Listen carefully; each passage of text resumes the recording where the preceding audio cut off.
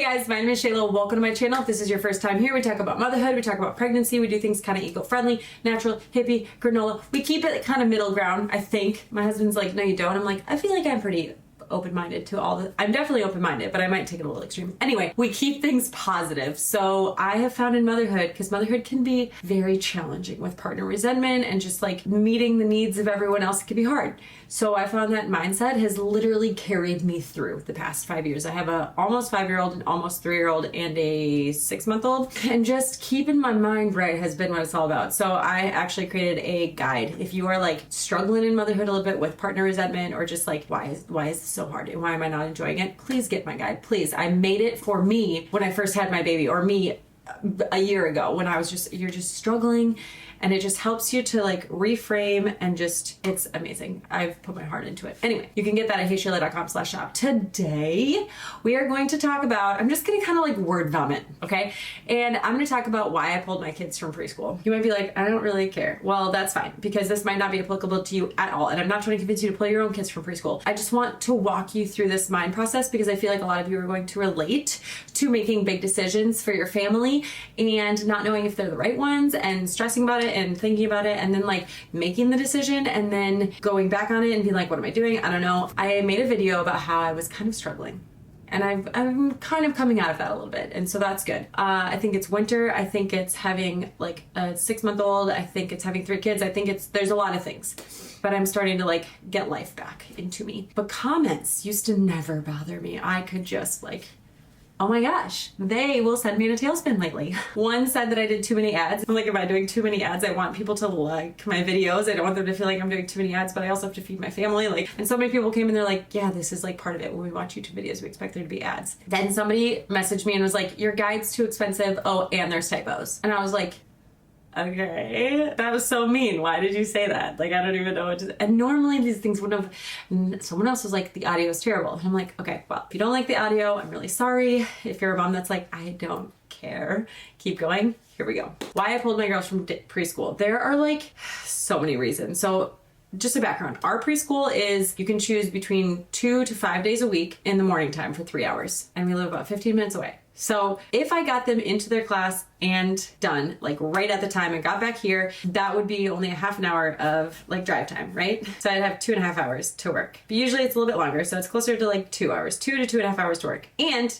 they can't start till they're 18 months. So it's just for the older 2, not for the younger one until he's 18 months, which is next spring. So that's one. I like the work time is not a lot, but I'm like, okay, I'll take it. And they get to go to preschool. This is great. And it was working pretty well because I would just stay there. I wouldn't even travel home. I would just stay there and work and whatever.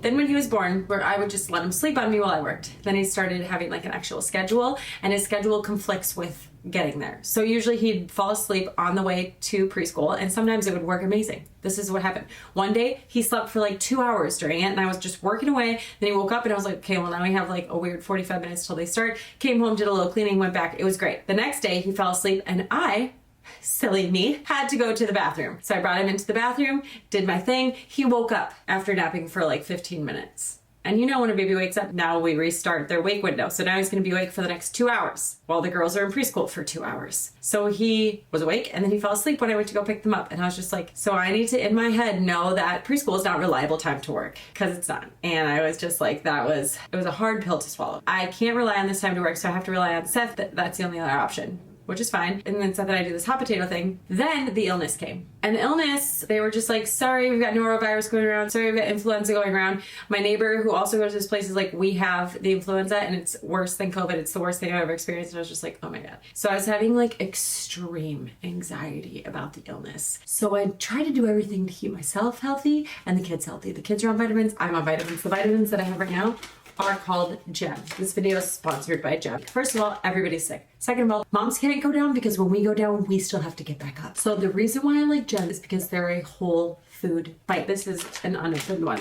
This is the one that I'm currently using, so it's got turmeric all over the packaging. But the vitamins in here you're getting from real food. So there's chickpeas in here, which gives you K12. Mushrooms, which give you D2. Stone fruit to help with digestion. Quinoa for vitamin B. Probiotics, prebiotics, and they taste delicious. So this is kind of like a turmeric-y, gingery, citrusy bite. They worked with pastry chefs to make sure that it tastes delicious, and then they also worked with all the other scientists to make sure that it's giving you everything that you need. But if this makes sense to you to get your vitamins from like a whole food, it makes sense to me. They also have other things like energy bites. I just want like a little, like this. I need a little bit of energy. I want to focus on something. I'll take one of these because that energy is coming from a whole food. If you want to check this out, Hey Shayla will give you a special discount on your first month. dailygen.com/HeyShayla. Okay, so that's what I'm doing to keep myself healthy. But I was like, is this postpartum anxiety that I'm experiencing? Because I would not have them go to school because I didn't want them to get sick. I was like, is it worth it? Is the 2 hours of maybe getting some work done worth them being sick for the next week? I don't know. So one week they didn't go at all because they kind of had a stuffy nose. And I was like, well, I don't want them to give this stuffy nose to anyone else. And I don't want them to get sick. And I talked to my pediatrician about this. So, okay, I heard one time that's like, before you're a mom, you get all of your opinions from external. When you're a mom, you trust your gut more. You have internal that you know is right and you stop asking everybody else. Well, I don't. I still ask everybody because I needed to validate. So I felt like pulling them from preschool was the right thing to do. But I was like, it's educational. They have friends there. Am I gonna let my anxiety about their illness and the schedule ruin that for them? Am I the worst mom ever? My pediatrician was like, no, because I went to the appointment and I was like so anxious. I was almost crying on the way there because I was just like, I'm trying to make this decision about preschool. We were gonna start the first day at the Gym Daycare and I was like, listen, we pulled them from preschool and it's a little bit of because of the illness. Is that insane? She's like, no, people do that all the time. There's a lot that goes around in preschools. Instead of going to preschool, we're going to be going to like the science museum and the zoo. And I feel like there's a lot of exposure there. And she's like, less. Because you're not just breathing in each other's faces and like touching the toys all like, yes, there'll be germs there. It's like, you're all spread out a little bit more. I was like, okay, I feel better. And she's like, and you need to do what's best for your family unit. And this was the message that I needed to hear. She's like, if it's not working for the unit as a family, it's not working. And I also talked to their preschool director and I was like, I'm asking you because I know you're going to tell me that I should keep them. So I want to hear your opinion. She's like, yes, I believe that preschool is important and not for the educational pieces. If you're already going to homeschool in the fall, so you can do the educational pieces. She's like, it's the socialization that's important. And I'm like, okay, noted. I will make sure that I get them around other kids or even like in an organized thing, like they're in gymnastics or like have them do something like story time at library where they have to listen to someone else. And then she said, and I need to hear this too, there's no wrong answer. If they stay in preschool, it's going to be great for them. It might be a little more challenging for you. If you pull them from preschool, it might be a little more challenging to get them social interactions, but it'll be better for you. So like both decisions will be good.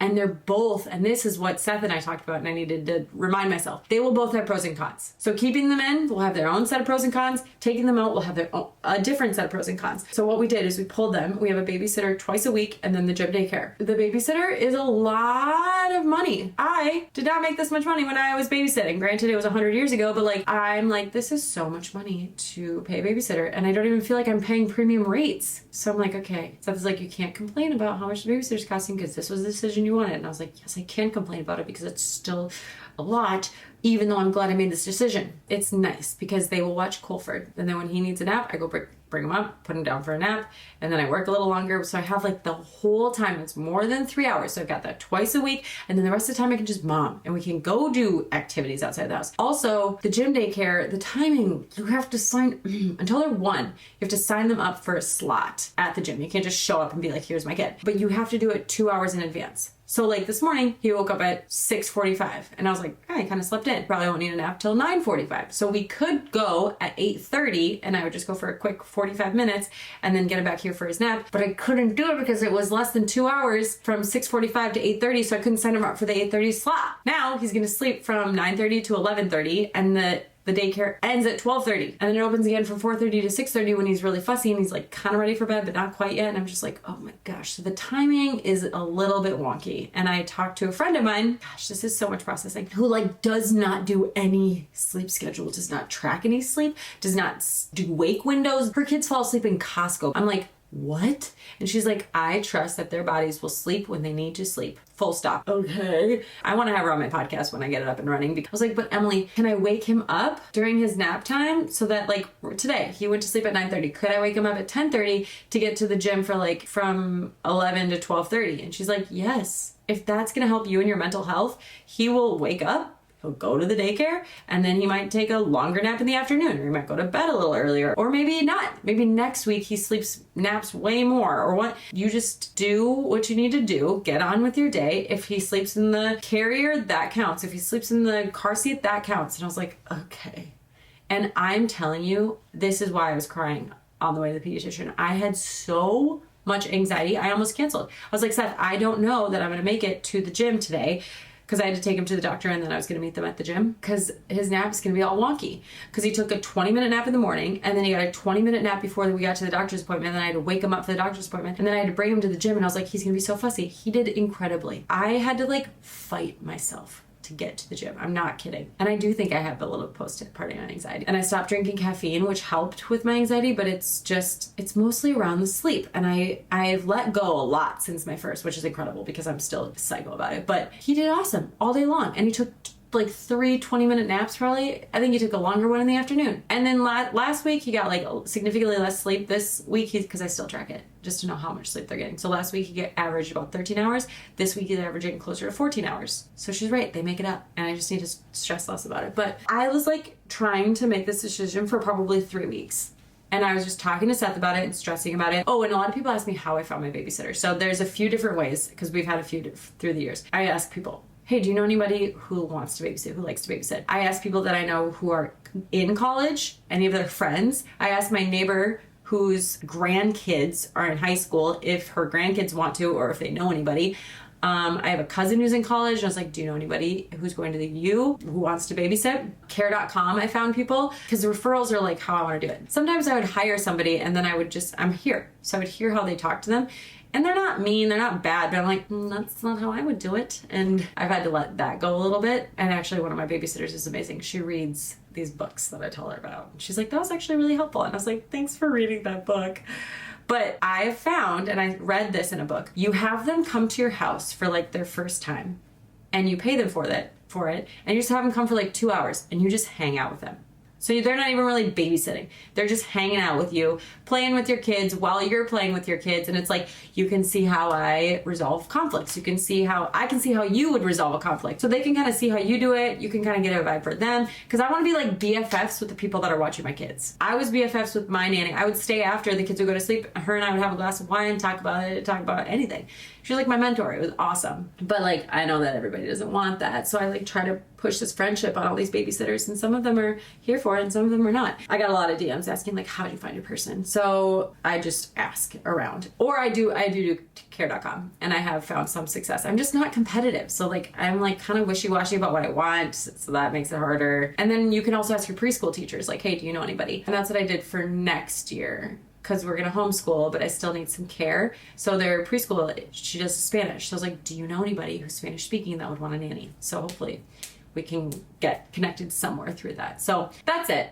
I just wanted to process this out loud because it really was weighing on me for so long. And I feel like as moms, we always have these like decisions that feel massive. And like Seth, I told him, I was like, Seth, I'm telling you, we need to pull them for preschool. He's like, okay, then let's do it. Let's pull them for preschool. And I'm like, are you sure? He's like, didn't you just say that's what you wanted to do? I'm like, yes, but is that the right decision? He's like, if that's what you say is the right decision, then that's what we need to do. I guess even though you might not be considering pulling your kids for preschool, what I'm trying to tell you is there's going to be pros and cons to every single decision you make. Your gut knows the right decision. Stop asking everybody else like I did. And do what's right for the family unit. I hope this is helpful for a decision that you're making. And I would love to know if you've had a grappling decision like this to make and what you decided.